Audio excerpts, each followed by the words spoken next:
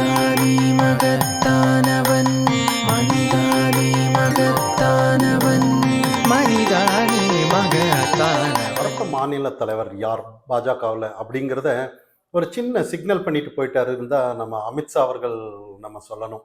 நேற்று சென்னைக்கு வந்த அமித்ஷா அவர்கள் ஒரு கல்யாண நிகழ்வுக்கு வந்துட்டு அதை வந்து அப்புறம் அண்ணாமலை அவர்கள் வந்து முன் சீட்டில் உட்கார வச்சு எல்லாம் பெரிய பரபரப்பாக இந்த ஆளுங்கட்சிக்கு ஆனாலும் சரி எதிர்கட்சி ஆனாலும் சரி எல்லாருக்கும் இது ஒரு பெரிய ஆச்சரியமான விஷயம் தான் நம்ம பார்க்கப்படணும். இதே மாதிரி ஒரு நிகழ்வு வந்து நாடாளுமன்ற தேர்வுக்கு முன்னாடி கூட ஒரு நிகழ்வு நடந்துச்சு. அதாவது திண்டுக்கலுக்கு ஒரு விசேஷத்துக்கு வந்துட்டு அப்பவும் இதே ஒரு பிரச்சனை தான், யார் மாநில தலைவர்ன்ற மாதிரி. அப்போ மதுரை வரைக்கும் ஏர்போர்ட் வரைக்கும் அவரை அழைச்சிட்டு வந்தார் அமித்ஷா அவர்கள். ஒரு சிக்னல் காட்டிட்டு போனார், இதுக்கெல்லாம் விழாவாக கொண்டாட முடியும், இது எல்லாம் தெரிஞ்ச விஷயம் தானேன்ற மாதிரி தான். இப்போ ஒரு சில விஷயங்கள் இங்கே நிறைய பேசப்படுறாங்க. அதாவது திராவிட ஏஜென்ட்டுகள் அப்படின்ற மாதிரி, அதாவது பாஜகக்குள்ளாரியே திராவிட ஏஜென்ட்டுகள் இருக்காங்க. அவங்களுக்கு வந்து சில கம்ப்ளைண்ட் வந்து அண்ணாமலை மேலே சென்ட்ரலுக்கு அனுப்புறதா பரபரப்பாக பேசப்பட்டது. இதெல்லாம் ஊடகத்தோட கட்டமைப்பா எல்லாம் என்னன்னு நமக்கு அந்த அளவுக்கு தெரியல. இருந்தாலும் ஏதோ ஒரு அண்ணாமலைக்கு எதிரான சில கட்டமைப்புகள் இருக்குங்கிறது மட்டும் நல்லா தெரியும்னு தான் நம்ம பார்க்கப்படணும். அதாவது ஏடிஎம்கே கூட கூட்டணி இருந்தால் நல்லா இருக்குன்ற மாதிரி சில விசுவாசிகள், அதிமுக விசுவாசிகள் இந்த மாதிரி சில நிலைப்பாடுகள் வந்து கட்டமைப்பு ஊடகத்தில் பேசுறது வச்சு நம்ம பேசுறது. ஆனால் இருந்தாலும் நிறைய விஷயங்கள் வந்து அண்ணாமலை வந்து சைலண்டாக தான் இன்னைக்கு இருந்துட்டு இருக்கிறாருன்னு நம்ம பார்க்கப்படணும். இருந்தாலும் மக்கள் மத்தியில் வந்து அண்ணாமலை இருக்கக்கூடாதுன்ற மாதிரி சில நிலைப்பாடு வந்து அவருக்கு எதிரான நிறைய விஷயங்கள் இங்கே நம்ம பார்க்கப்படலாம். ஆனால் இருந்தாலும் நேற்று அமித்ஷா அவர்கள் செஞ்ச விஷயம் வந்து உண்மையிலேயே ஒரு ஆக்கப்பூர்வமான ஒரு விஷயமா தான் எல்லாம் பார்க்கப்படணும். இது உண்மையிலேயே கேரண்டியாக அண்ணாமலை தான் அவர்கள் மாநில தலைவர் அப்படின்ற மாதிரி தான் அந்த நிகழ்வு காட்டுது. ஆனால் இந்த மாதிரி சில நிகழ்வுகள் வந்து ஆளுங்கட்சிக்கு சந்தோஷமா இல்லையோ எதிர்கட்சி எல்லாம் உண்மையிலேயே ஒரு பதட்டமான சூழ்நிலை தான் நம்ம பார்க்கப்படணும். ஏன்னா அண்ணாமலை ஒருத்தர் பிஜேபிக்கு இருக்கலாம், யார் வேணும்னாலும் மாநில தலைவர் இருக்கலாம், அண்ணாமலை இருக்கக்கூடாதுங்கிற நிலைப்பாடு வந்து காரணம் என்னன்னா, அண்ணாமலை வந்ததுக்கு அப்புறம் ஒரு ஒரு ஒரு 3 மடங்கு, அதாவது இதுக்கு முந்தி இருந்ததை விட 3 மடங்கு வாக்கு சதவீதம் எல்லாம் அதிகரிச்சதுன்னு நம்ம சொல்லலாம். ஆனா இந்த விதத்துல ஏதாவது ஒரு கூட்டணியா அப்படிங்கிற பேச்சு தான். ஏடிஎம்கே கூட கூட்டணி இல்லைங்கிறத வச்சு தானே ஒழிய, மற்றபடி அவரோட கட்சி தொண்டர்களானாலும் சரி, மக்கள் மத்தியில் நல்ல ஒரு செல்வாக்கு மிக்கவர்னு தான் இங்கே பேசப்படுறது. ஆனால் இருந்தாலும் ஏதோ ஒரு விஷயத்துல வந்து அவரை அஃபெக்ட் பண்றது மாதிரி இங்கே இருக்கு. இது வந்து மறக்க முடியாத விஷயம்தான். ஆனால் இருந்தாலும் நிறைய அசைன்மெண்ட் வந்து போனத முறையும் கொடுத்துருக்கிறாரு, இந்த முறையும் அதே கொடுத்துட்டு போயிருக்கிறாருன்னு நிறைய தகவல்கள் வெளிவருது.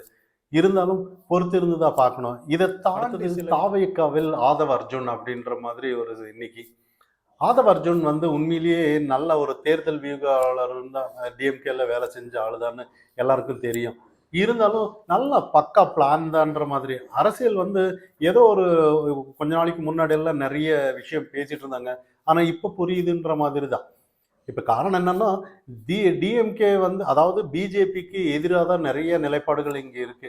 அதாவது தாவேக்கா ஆனாலும் சரி, நாம் தமிழ் கட்சி ஆனாலும் சரி, டிஎம்கே ஆனாலும் சரி, இப்போ அதிமுக ஆனாலும் சரி, இப்போ பிஜேபி எதிர்க்கிற மாதிரி தான் சில கட்சிகள் கூட்டணி அமைக்கணுமான்ற மாதிரி அன்னைக்கே அவர் முடிவு பண்ணிட்டாரான்ற மாதிரி தான் சில யூகங்கள்.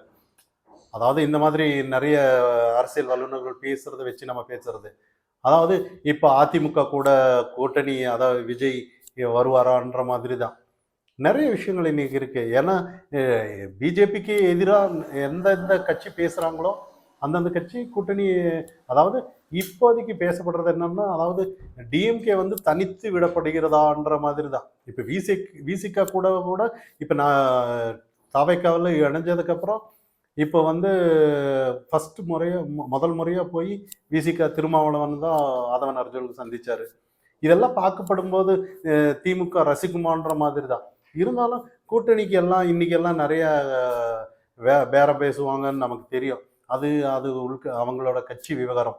இருந்தாலும் இன்னைக்கு வந்து அதிமுக தான் இதுக்கு முன்னாடியே சில இத்தனை பிரச்சனைக்கும், அதாவது இத்தனை வியூகத்துக்கும் அதிமுக ஒரு காரணமா இருக்குமோன்ற ஒரு டவுட்டு. எடப்பாடி பழனிசாமி அவர்கள் தான் ஆதவன் அர்ஜுன் ஏதாவது ஒரு நிலைப்பாடு இந்த மாதிரி ஒரு சூழ்நிலையான்ற மாதிரி ஒரு கேள்வி சந்தேகமும் இங்கே வரும்.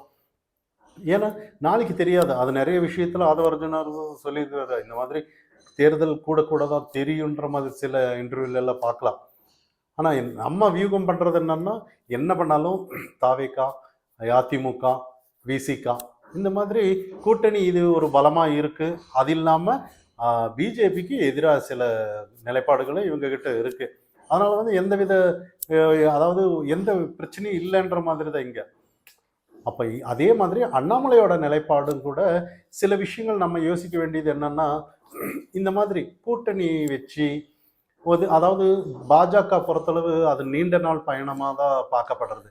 அதாவது கட்சியில் இருந்தாலும் சரி, பதவியில் இருந்தாலும் சரி, இல்லைனாலும் சரி, அவங்களோட பயணம் வந்து நீண்ட நாள் பயணம். அதாவது அது வந்து தொடர்ந்துட்டே தான் இருக்கு. அதுக்கு முற்றுப்புள்ளியே இல்லை.